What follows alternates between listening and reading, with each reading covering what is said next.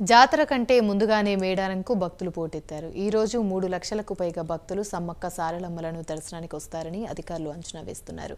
నేటి నుండి మేడారం జాతరకు ప్రత్యేక బస్సులు నడవనున్నాయి. మేడారం నుండి మరింత సమాచారం మా కరెస్పాండెంట్ తిరుపతి అందిస్తారు.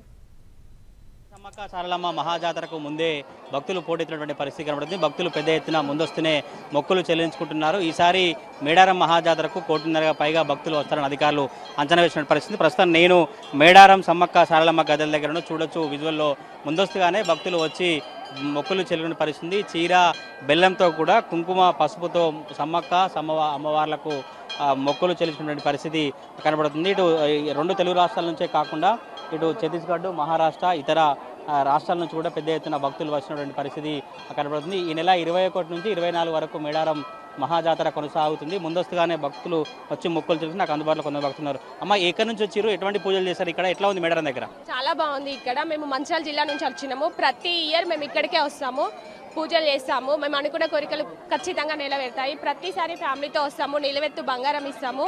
అనుకున్న కోరికలు ఖచ్చితంగా నెరవేరుతాయి. అమ్మవారు చాలా మహిమవంతురాలు. ఎన్ని రోజులు ఉంటారు, ఎట్లాంటి మొక్కులు అంటే పాప పిల్లలకు ఎంటికలు తీయడం కావచ్చు, అట్లాంటివి ఏమైనా ఉంటాయా? ఏం చేస్తారు? పిల్లలకి ఎంటికలు ఇస్తాము, నిలవెత్తు బంగారం ఇస్తాము. ఇంకొక 2 days ఇక్కడ స్టే చేసి అన్ని చూసేసి వెళ్తాము. ఎందుకు మరి ముందు వస్తున్నారు? మేడారం జాతర 21 నుంచి 24 వరకు జరుగుతుంది కదా, ఎందుకు ముందే వస్తున్నారు? అంటే జనాలు బాగా ఉంటారు కదా, సో పిల్లలు ఉన్నారు కదా, మాకు ప్రాబ్లం అవుతుంది అనేసి ముందే వచ్చి పూజలు చేసేసుకొని వెళ్ళిపోతాము. మీరు చెప్పండి, ఎట్లా ఉంది జాతరకు వచ్చి దర్శించుకున్నారు? ఏర్పాట్లు ఎట్లా ఉన్నాయి? సమ్మక్క అమ్మవార్లను దర్శనం ఏం చెప్తారు? చాలా బాగున్నాయి ఏర్పాట్లు. దర్శనం కూడా చాలా బాగా అయింది. మా మొక్కులు చెల్లించుకున్నాం అమ్మవారికి. అమ్మవారు చాలా పవర్ఫుల్, ఏం కోరుకున్నా నెరవేరుతాయి. మొన్న మా మమ్మీకి హెల్త్ బాగాలేకుండే నిల్వెత్తు బంగారం ఇస్తామని మొక్కుకున్నాము. అమ్మకి టెస్ట్లో నెగిటివ్ వచ్చేసింది.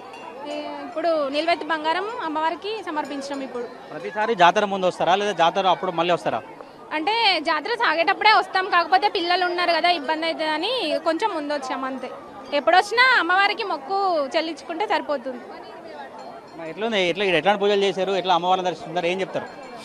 అమ్మవారు నిలువెత్తు బంగారం ఇచ్చామండి. మేము భూపాలపల్లి జిల్లా నుండి వచ్చాము పిల్లలు తీసుకొని. ఇక్కడ 2 రోజులు స్పెండ్ చేసిపోతామండి. అమ్మవారికి మా కోరికలు మొక్కిన రోజులు మా కోరికలు నెరవేరుతానండి.